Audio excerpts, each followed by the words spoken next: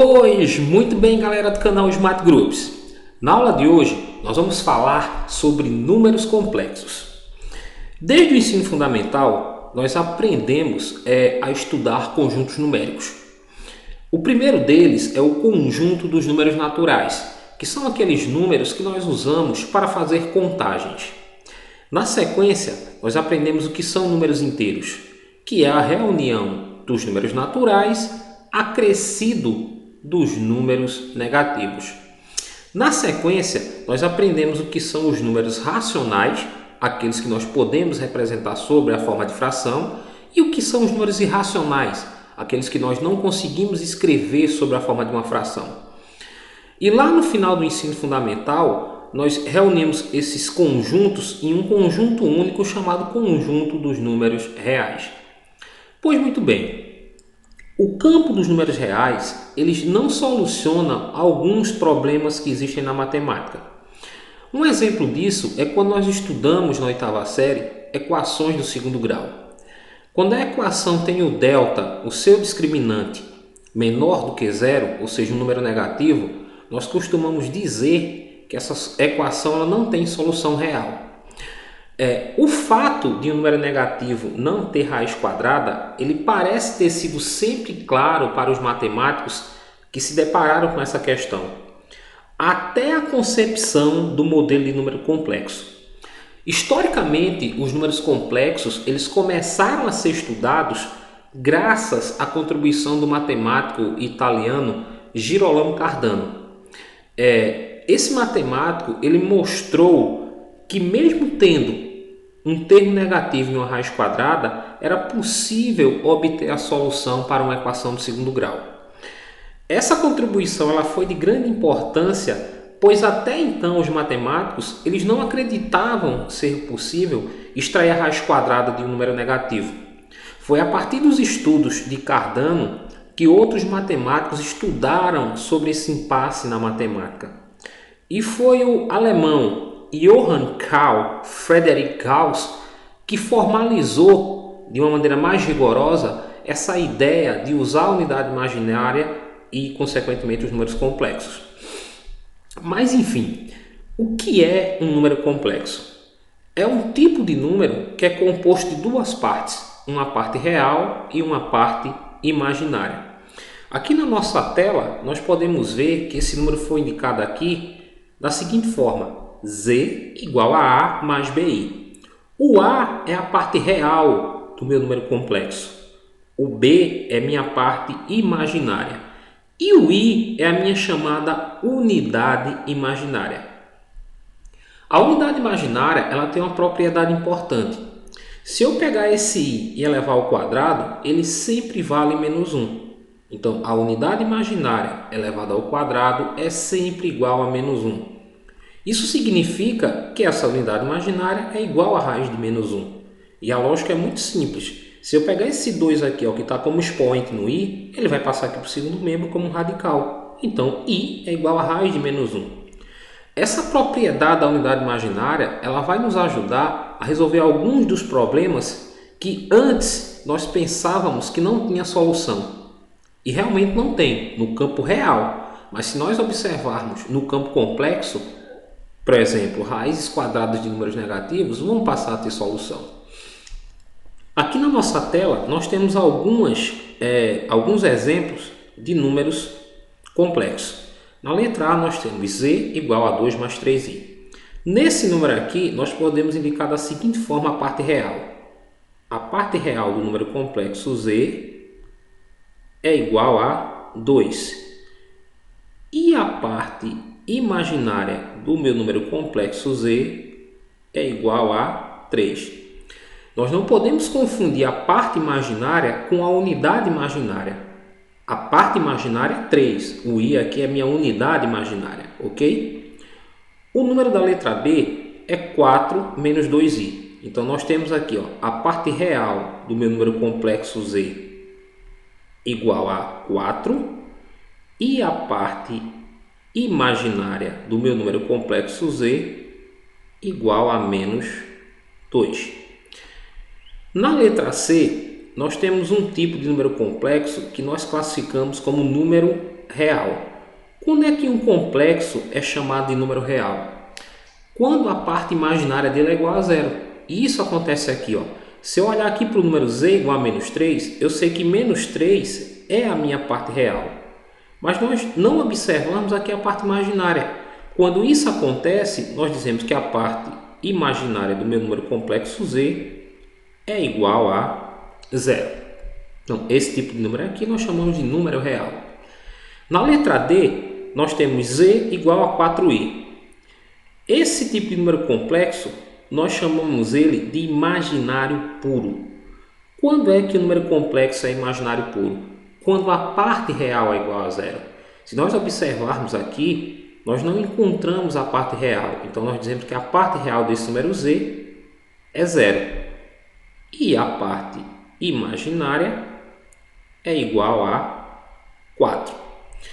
Bem, como nós dissemos antes, os números complexos eles vieram solucionar um dos grandes problemas da matemática, que era extrair a raiz quadrada de número negativo. Antes, quando nós tínhamos um número negativo e queríamos extrair uma raiz quadrada, no campo dos números reais isso era impossível. Eu não conseguia, a equação não tinha solução. Mas agora a gente já pode fazer isso. E utilizando aquela propriedade ou aquelas propriedades que nós acabamos de citar. Nós temos que lembrar que i ao quadrado vale sempre menos 1 ou que i é igual a raiz de menos 1. Então, nesse exemplo aqui, onde nós temos perguntando qual é a raiz quadrada de menos 9, nós vamos aprender agora a extrair a raiz quadrada de número negativo. Então, isso aqui é o que nós temos. Eu quero extrair a raiz quadrada de menos 9. Tudo bem.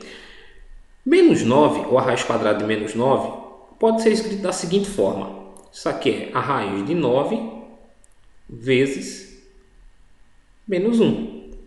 Ok? E por que eu posso escrever assim? Porque se eu multiplicar aqui, ó, mais por menos, eu vou ter menos. E 9 vezes menos 1, eu vou ter menos 9. Ok? Então, continuando aqui, ó, quando eu tenho dentro de um radical um produto, eu posso escrever aqui esse radicando usando um radical para cada fator desse.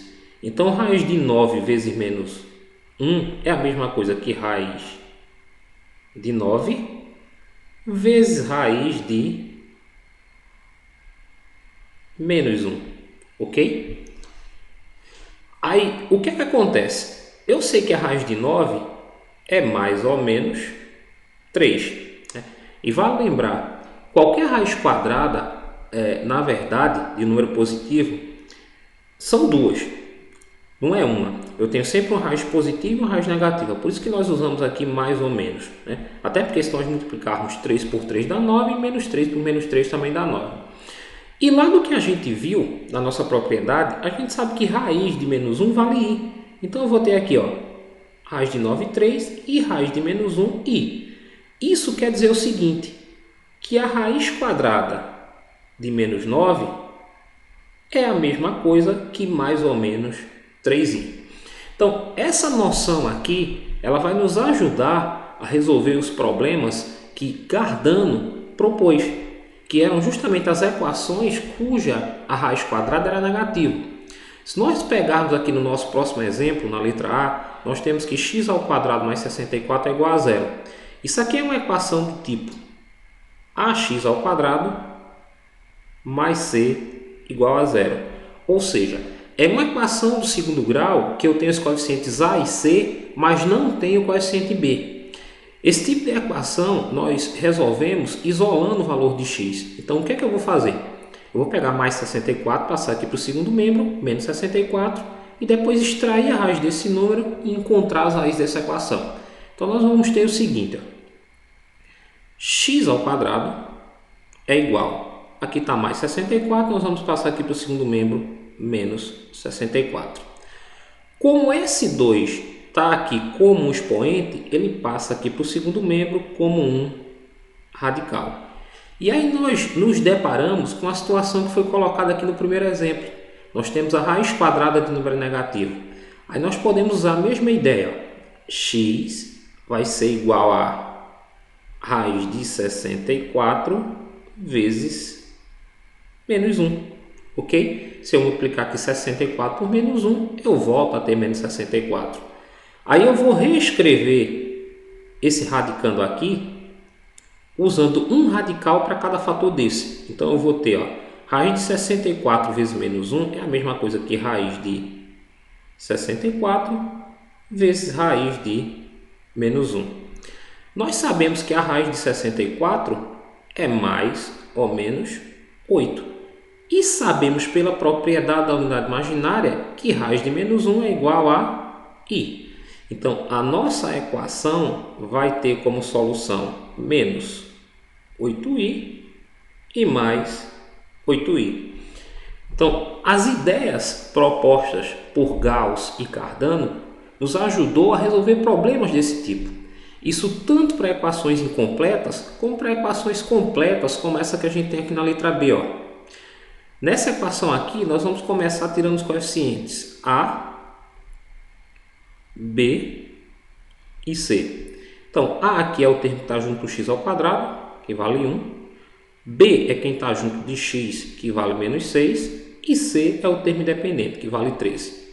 Aqui nós vamos calcular primeiro o discriminante, delta, que é igual a b ao quadrado menos 4ac.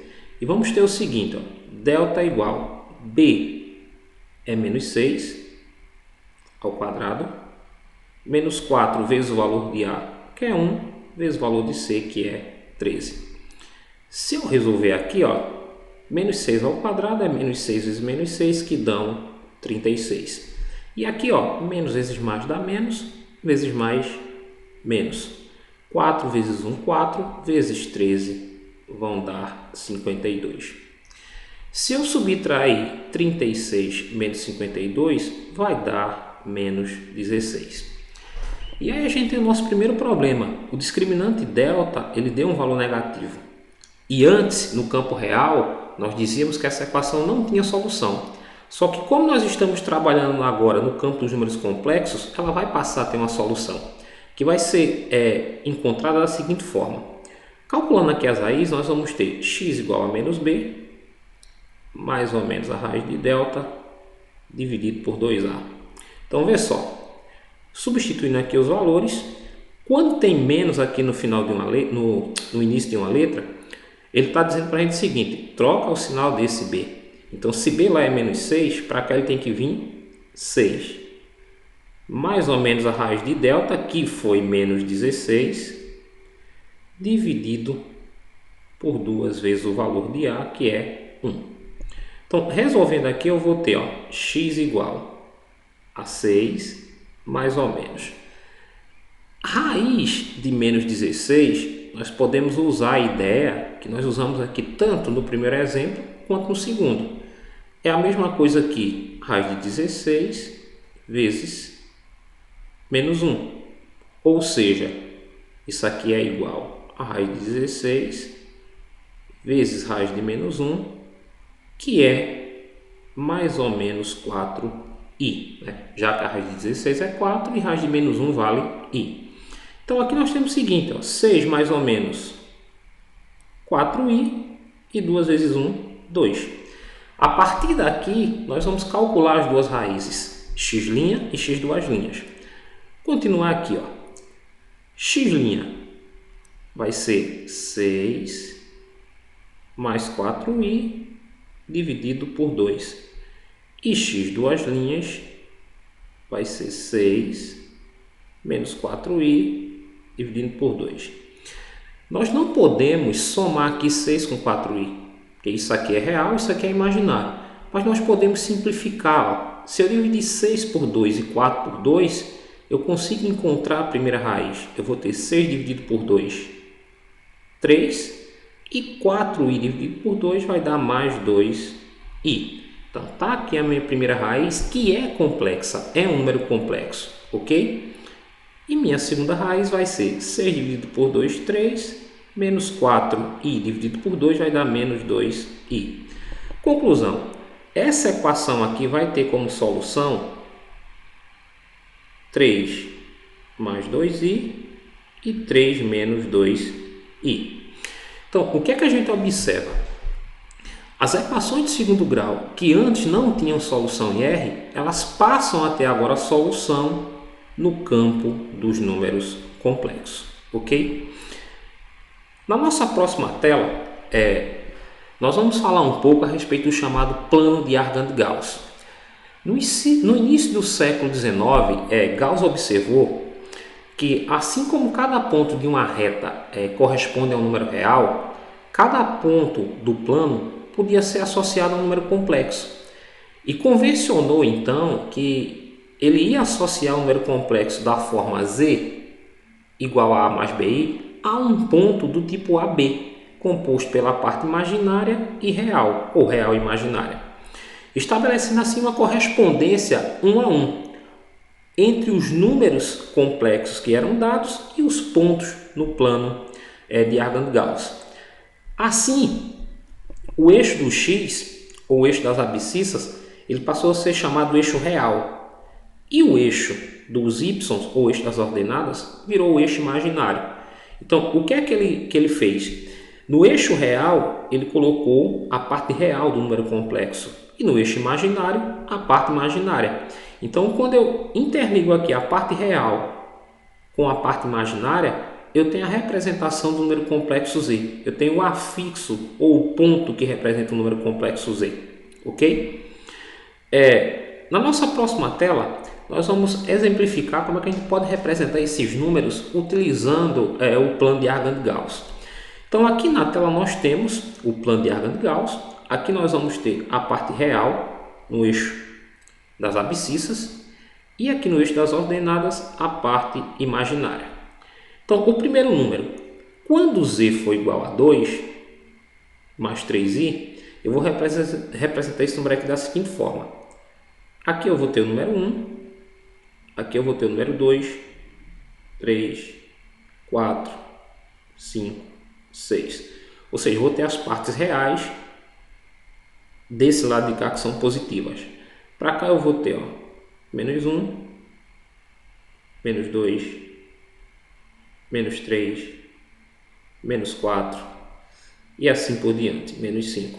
Então aqui está o nosso eixo real com os números que são positivos, as partes reais positivas e as partes reais negativas.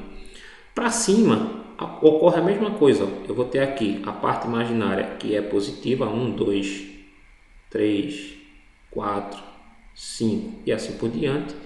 E para baixo, as partes que são negativas, menos 1, menos 2, menos 3, menos 4, menos 5, por aí vai. Então, para representar um número complexo aqui no plano de Argand-Gauss, eu vou olhar o seguinte.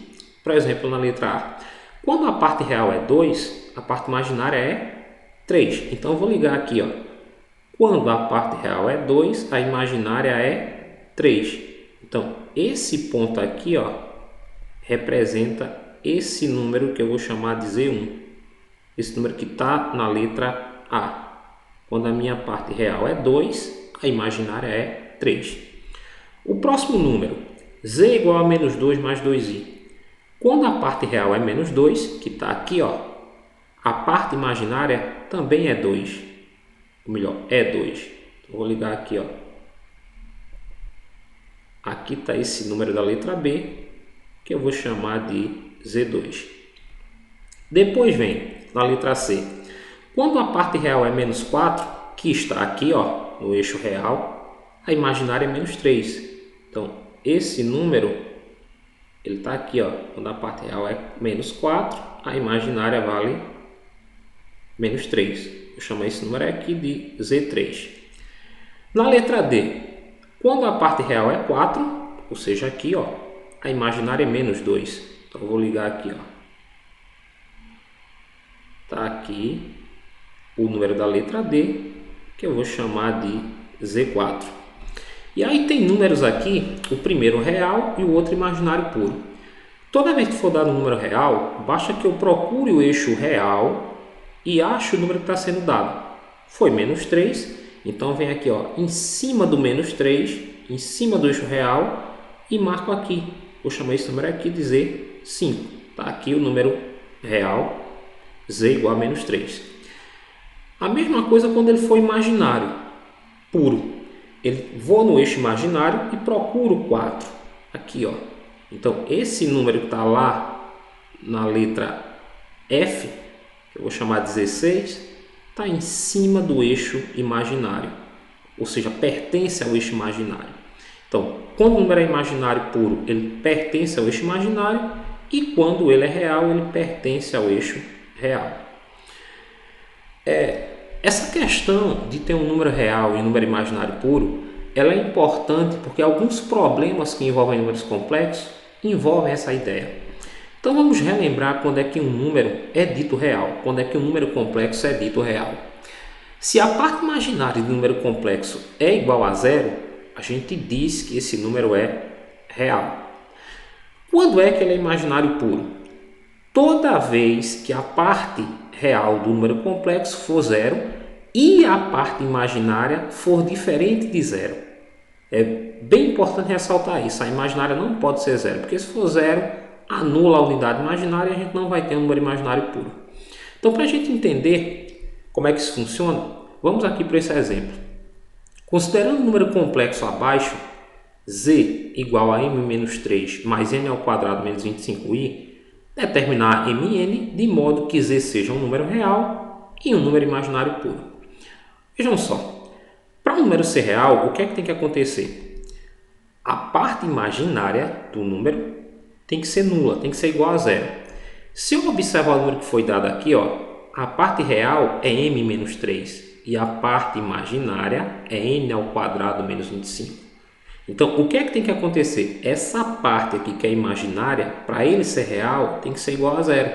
Então, vou colocar aqui, n ao quadrado menos 25 tem que ser igual a zero. Resolvendo essa equação, eu vou ter n ao quadrado igual a 25, n ao quadrado, ou melhor, n ao quadrado não, n igual a mais ou menos raiz de 25. E a raiz de 25 é mais ou menos 5. O que é que isso significa? Se eu colocar mais 5 ou menos 5 aqui no lugar de n, eu vou anular a parte imaginária e esse número vai passar a ser real. Quer ver? Se eu colocar 5 aqui, 5 ao quadrado dá 25. Menos 25, 0. 0 vezes i, 0. Eu não vou ter parte imaginária, ela vai ser igual a 0, o que vai tornar esse número um número real. Mas para isso é importante salientar que esse m que aparece aqui, ele deve pertencer aos números reais, para que esse número complexo seja dito um número real. Na letra B, ele quer que esse número aqui seja um número imaginário puro. Para ele ser imaginário puro, tem duas condições. A primeira é que a parte que é real, m-3, seja igual a zero. Então vamos começar por ela. m-3 deve ser igual a zero. Se eu resolver aqui, m vai ser igual a 3. Então, se eu colocar 3 aqui no lugar de m, 3 menos 3 dá 0, eu torno a parte real zero. Só que ao mesmo tempo que a parte real tem que ser zero, a imaginária, que é n ao quadrado menos 25, não pode ser zero, tem que ser diferente de zero. Então, resolvendo isso aqui, eu vou ter n ao quadrado deve ser diferente de 25, n tem que ser diferente de mais ou menos raiz de 25, n deve ser diferente de mais ou menos 5. O que isto significa? Para que o número seja imaginário puro, m tem que ser 3, porque isso aqui vai sumir, eu não vou ter a parte real, ou ela vai ser igual a zero, e o n não pode ser mais 5 nem menos 5. Porque se ele for mais 5 ou menos 5, eu deixo de ter a parte imaginária e ele deixa, consequentemente, ser imaginário puro. Bem, galera, essa foi nossa primeira aula sobre números complexos. Se você gostou, clica aí em gostei. Inscrevam-se no nosso canal para se manterem informados sobre tudo que acontece aqui no Smart Groups. E até o nosso próximo encontro. Foi mais uma vez, galera, um prazer estar com vocês. Valeu e até!